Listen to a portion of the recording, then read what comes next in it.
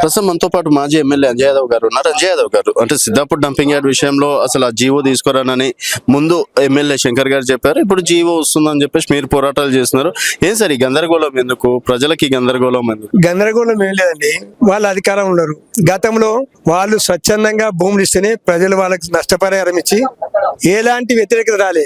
అందరిని ఒప్పించి మెప్పించి ఆ భూములు తీసుకున్న భూములల్లా హైదరాబాద్ దగ్గర ఎయిర్పోర్ట్ దగ్గర మంచి వాతావరణం ఉండదు కాబట్టి అప్పుడున్న ఐటీ శాఖ మంత్రులు కేటీఆర్ దగ్గరికి పోయి మా తాన చాలా మంది నిరుద్యోగులు ఉన్నారు, ఉద్యోగాలు లేక ఇబ్బంది పడుతున్నారు, చాలా బీదలు ఉన్నారు, వాడు ఐటీ పార్క్ పెట్టమంటే చాలా సంతోషపడ్డాడు. ఐటీ పార్క్ పెట్టడానికి నిర్ణయించాడు.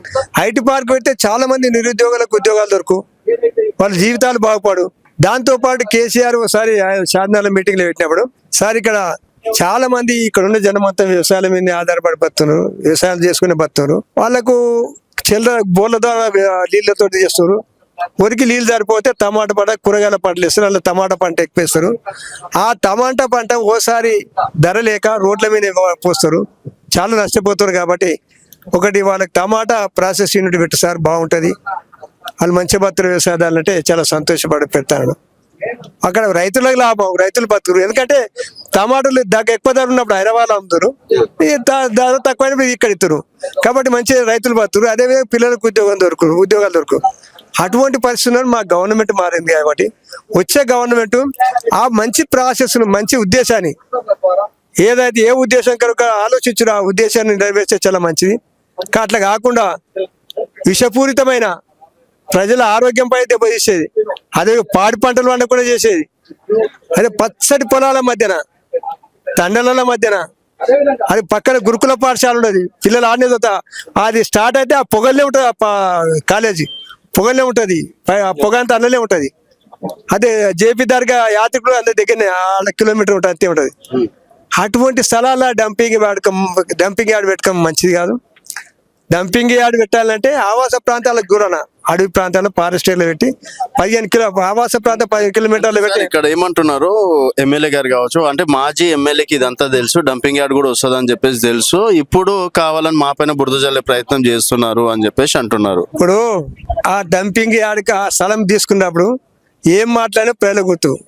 అప్పుడు కూడా ప్రజలను మీరు ఎందుకు ఇస్తారు భూములు అంటే కొద్దిగా ఆడ మధ్యన ఏమో రాళ్ళు ఉన్నాయి, పట్టదారులు కాసుగా రోడ్ చేస్తారు. వాళ్ళు పోటీ పాడిచ్చారు, మాకు ప్రభుత్వ పైలు ఇస్తారు, నేను తీసుకున్నారు. మాకేం గుర్తు, మేము ఈ ఆలోచన డంపింగ్ యార్డ్ అనే ఆలోచన మా ఆలోచనకే రాలేదు.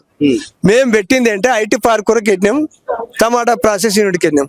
ఆ జీవో ఎప్పుడు వచ్చింది? ఆ ప్రాసెస్ 2025లో మా గవర్నమెంట్ లేదు, 2025లో అదే ఒక జిఎంసి వాళ్ళకు ఇండస్ట్రియల్ డిపార్ట్మెంట్ కాక లెటర్లు అప్పటి నుంచే ప్రాసెస్ అయ్యి ఇప్పుడు ఈ సంవత్సరం ఆగస్టులో స్టార్ట్ అయినప్పుడు నాకు ఐడియా లేదు. 2025 సంవత్సరం ఆగస్టు 1 నుంచి స్టార్ట్ అయినాయి. ఏ గవర్నమెంట్ ఉన్నది అప్పుడు అట్లా మేము డంపింగ్ యార్డ్ అనే ఆలోచన మాకు వచ్చిందా? ఎవరికి వచ్చింది? మా ప్రభుత్వానికి రాలే, మాకు రాలే. ఇప్పుడు దాన్ని తప్పించుకొని అబద్ధాలు ఎట్లా జీవం కాపీ లెటర్లు ఉన్నాయి కదా, ఒక కాపీ మీరు కూడా చూడు ఎట్లా ఎవరు ఏ గవర్నమెంట్ ఈ ప్రాసెస్ స్టార్ట్ చేసింది. ఇప్పుడు చేస్తుందంతా దొంగ దీక్షలు అన్నట్లు కూడా కొంతమంది ప్రజాప్రతినిధులు మాట్లాడుతున్నటువంటి పరిస్థితి సార్. మీ నిజమైన దీక్ష మీరు చేయండి, తప్పేమున్నది? మేము దొంగ దీక్షలు చేస్తున్నాం కదా, ఆ నిజమైన దీక్ష మీరు చేయండి, మిమ్మల్ని వేసుకుంటాం. ఆ నిజమైన దీక్ష మీరు చేస్తే మంచిదే కదా, మేము కాదటలేగా. ఏ దీక్షను ఎవరు ఉద్యోగాలు కాదటలేము. ఎక్కడ పోయి మాకు డంపింగ్ యార్డ్ బంద్ కావాలి. ఎందుకంటే మా ఏరియా చాలా నష్టపోతుంది, చాలా ఇబ్బందులు పడతాయి, అనారోగ్యాలకు గురవుతాం. కాబట్టి అదే అడుగుతున్నాం, దొంగ దీక్ష నిజ దీక్ష ఏందో నిజమైన దీక్ష వాళ్ళు చేస్తే మంచి, మేము కూడా సహకరిస్తాం, అంతేగా. మళ్ళా సిద్ధాపూర్ ప్రజలకు ఫైనల్ గా ఏం చెప్తారు సార్ ఒక మాజీ శాసనసభ్యులుగా? ఏం లేదు, మనం ఎట్టి పరిస్థితుల డంపింగ్ యార్డును బంద్ అయ్యే వరకు పోరాటాలు చేయాలి. శాంతియుతంగానే గాంధీ మార్గంలో పోరాటం చేయాలి. తప్పకుండా సక్సెస్. ఎంతమంది ఇప్పుడు మనకి చిల్లర ఆడ కొంతమంది ఎంతమంది ఉద్యమాలు చేసి ఆపిరు, రక్షించుకున్నారు భూములను, అట్లా చేయాలి. అదే విధంగా ఆ రద్దయి కాకుండా కూడా కొత్త ప్రభుత్వంలో ఆలోచన చేసిన విధంగా నిరుద్యోగులకు ఉద్యోగాలు దొరికేటట్టు ఐటీ పార్కు, అదేవిధంగా రైతులకు మేలు అయ్యేటట్టు టమాటా ప్రాసెస్ నెలకొల్లేటట్టు ప్రయత్నం చేయాలి. అవి అయినంత వరకు పోరాటాలు చేయాలని ప్రజలకు.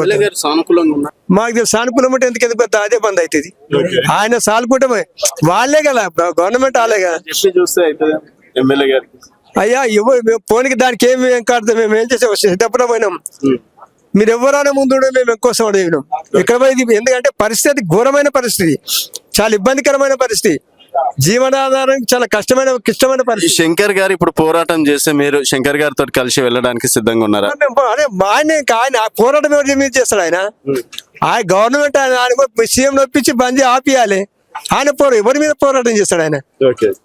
ఎవరి మీద పోరాటం చేయాలి? ప్రజల మీద, ఎవరి మీద? దేనికైనా సరే రెడీ. మరి అయిపోయా, మంచి సంతోషపడతాం. ఆయన ముఖ్యమంత్రి ఒప్పించి గవర్నమెంట్ అలా ఉండదు. ఆయన పోరాటం చేసి చేయాలి. పోరాటం ఎట్లా చేయాలి? ఆ పార్టీలు లేనప్పుడు పోరాటం చేయాలి. కానీ అధికారంలో ఉన్నారు కాబట్టి, ఆయనకు అనుకూలం ఉన్నది కాబట్టి ముఖ్యమంత్రి అనుకోని ఒప్పియాలి ఆయన, అంతే.